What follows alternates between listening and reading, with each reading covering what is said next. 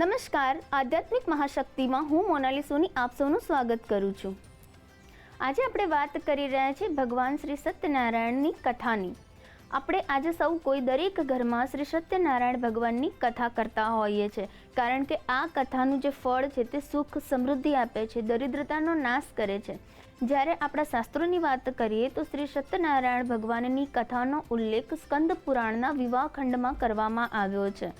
આ કથા શા માટે કરવી જોઈએ અને તેને કરવાથી શું પુણ્ય મળે છે તેનો સંપૂર્ણ ઉલ્લેખ સ્કંદ પુરાણમાં કરવામાં આવ્યો છે।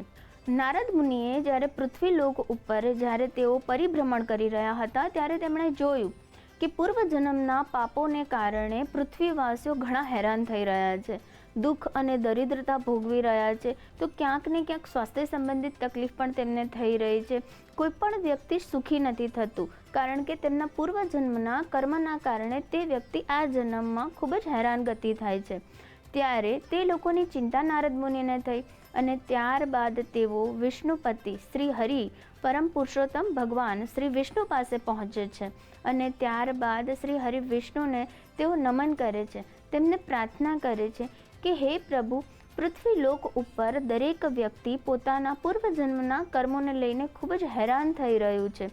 શું કેવો લઘુ કોઈ ઉપાય છે કે જે ઉપાય કરવાથી દરેક વ્યક્તિના દુઃખ અને દરિદ્રતા નાશ પામે, દરેક વ્યક્તિ સુખ અને સમૃદ્ધિ પામે અને ભવે ભવનો જે પણ એમના પૂર્વજન્મના કર્મો છે તે દરેક કર્મનો નાશ થઈને તે લોકોનો ઉદ્ધાર થાય? ત્યારે શ્રી હરિ ભગવાન જે વિષ્ણુ જે છે તે નારદ મુનિ સમક્ષ કહે છે કે તમે જે આ લોકોની ચિંતા કરીને જે પ્રશ્ન મારી સમક્ષ મૂક્યો છે તેનાથી હું ખૂબ જ પ્રસન્ન થયો છું અને આજે હું તમને તે ઉપાય પણ જણાવીશ કે જે ઉપાય કરવાથી દરેક જનહિતને ખૂબ જ સારો ફાયદો થાય, તે લોકોના સુખ અને સમૃદ્ધિ વધે, દુઃખ દરિદ્રતા તેમના નાશ થાય। ત્યારે ભગવાન શ્રી હરિ વિષ્ણુ કહે છે કે જે પણ વ્યક્તિ પૃથ્વીલોક ઉપર શ્રી સત્યનારાયણ દેવની કથા અને તેમનું પૂજન કરશે, તેમના જેટલા પણ ખરાબ એવા કર્મો છે, જે પણ એમના પાપ કર્મો છે તેનો નાશ થશે અને તે લોકોના ભવે ભવ આગળ તેમનો ઉદ્ધાર થશે, તેમના કુળનો સર્વસ્વ કલ્યાણ થશે। એટલે કે સત્ય જે નારાયણ છે તેમની પૂજા કરવાથી દરેક વ્યક્તિના જીવનની જે પણ તેમના મનની ઈચ્છાઓ છે તે પણ પૂર્ણ થશે અને તે વ્યક્તિના જીવનમાં સમૃદ્ધિ આવશે। સત્યનારાયણની જે કથા છે તેમાં 5 અધ્યાય હોય છે, જેમાં પહેલા અધ્યાયમાં બ્રાહ્મણીની, ત્યારબાદ કઠિયારાની, ત્યારબાદ વણિકની અને ત્યારબાદ રાજાની, તેવી રીતે 5 અધ્યાયમાં શ્રી સત્યનારાયણ ભગવાનની કથાનો ઉલ્લેખ કરવામાં આવ્યો છે। પરંતુ જે ભગવાન શ્રી હરિ વિષ્ણુએ જે કથા કહી હતી તે કથા મુજબ કે એકવાર જ્યારે આપણે સૃષ્ટિનું સર્જન જે ભગવાન સાક્ષાત શ્રી પરમ શિવજી કરી રહ્યા હતા ત્યારે શિવજી જે છે તેમનો શીખ એટલે કે તેમની ટોચ ન મળી રહી હતી, ન તેમના ચરણોના દર્શન થઈ રહ્યા હતા, તેટલા વિશાળ રૂપમાં તે ઉત્પત્તિ થઈ રહ્યા હતા। ત્યારે બ્રહ્માજી અને વિષ્ણુજી શિવજીને શોધવા નીકળે છે, બ્રહ્માજી શિવજીની ટોચને શોધવા નીકળે છે, તે શિખરને શોધવા નીકળે છે અને ત્યારબાદ જે વિષ્ણુ ભગવાન છે તે શિવજીના ચરણોને શોધવામાં લાગી જાય છે, પરંતુ તેમને શિવજીના ચરણો પ્રાપ્ત નથી થતા। ત્યારે તેઓ શિવજી પાસે આવીને કહે છે કે હે પરમાત્મા, હે શિવજી, મને તમારા ચરણોના દર્શન નથી થઈ રહ્યા, મેં ખૂબ જ તેમાં શોધવાનો ખૂબ જ પ્રયાસ કર્યો, છતાં પણ મને તમારા ચરણો ન મળ્યા। ત્યારે ભગવાન શિવજી શ્રી હરિ વિષ્ણુને કહે છે કે તમે આજે મારી આગળ આવીને સત્ય વચન કીધું છે અને તમને મારા ચરણોના દર્શન નથી થયા, તે સાચી હકીકતના કારણે આજે પણ જેટલા બી લોકો પૃથ્વી ઉપર તમારા નામનું જે શ્રી સત્યનારાયણ ભગવાનની કથાનું વ્રત કરશે તેમના ભવના જેટલા પણ દુઃખ હશે તે દૂર થશે અને તેમના જીવનમાં સુખ અને સમૃદ્ધિ આવશે। અને ત્યારથી શ્રી સત્યનારાયણ ભગવાનની કથા અને વ્રત કરવાનું, પાલન કરવાનું ભગવાન અને શાસ્ત્ર દ્વારા આપણને સૂચવવામાં આવ્યું છે। જો કોઈ વ્યક્તિ શ્રી સત્યનારાયણ ભગવાનની કથા પોતાના ઘરે કરવા માંગે છે તો તે પૂનમના દિવસે અથવા તો ગુરુવારના દિવસે કે કોઈ પણ 11 કે સારા દિવસે તે શ્રી સત્યનારાયણ ભગવાનની કથા કરી શકે છે। શ્રી સત્યનારાયણ ભગવાનની કથા કરવાથી જે કોઈ પણ પ્રકારની નેગેટિવિટી છે, કોઈ પણ એવું દુઃખ છે, ઘરમાં તમને એવો ખરાબ નેગેટિવિટી શક્તિનો જો આભાસ થતો હોય તો માત્ર આ કથા કરવાથી પણ ત્યાંનું વાતાવરણ શુદ્ધ અને સકારાત્મક બને છે। ભગવાન શ્રી સત્યનારાયણ ભગવાનના આશીર્વાદ પ્રાપ્ત થાય છે અને તેના કારણે વ્યક્તિના જીવનમાં સુખ અને સમૃદ્ધિ આવે છે।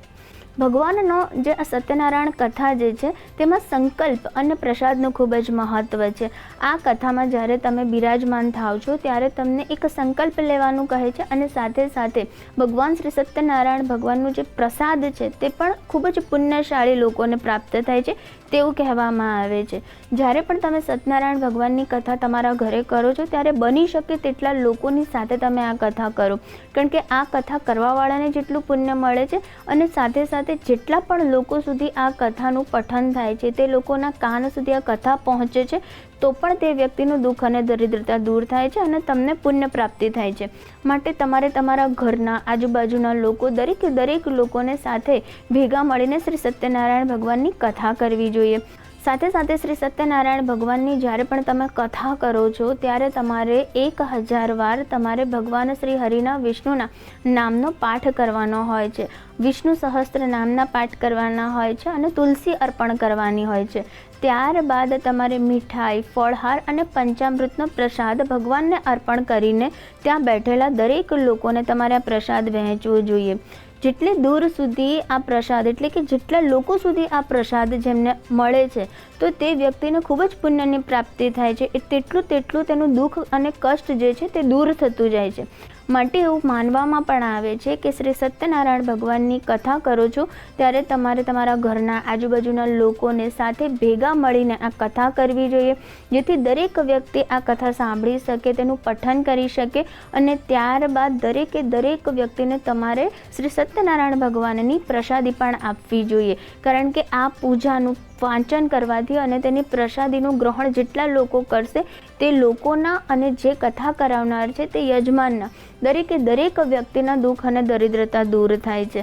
આ એક જ કથા અને વ્રત એવું છે કે જેને કરવા માત્રથી પણ વ્યક્તિ દરેક પ્રકારના સંકટો, દુઃખ અને દરિદ્રતામાંથી બચી શકે છે અને વ્યક્તિના ધીરે જીવનમાં ઉન્નતિ આવવા લાગે છે. માટે આ જે વ્રત જે છે તે સત્યનું વ્રત છે. જે આ કલિયુગનો જે આ જમાનો છે, જે આ કલિયુગ છે તેમાં ભગવાન શ્રી સત્યનારાયણ સત્ય રૂપે બિરાજમાન થયેલા છે.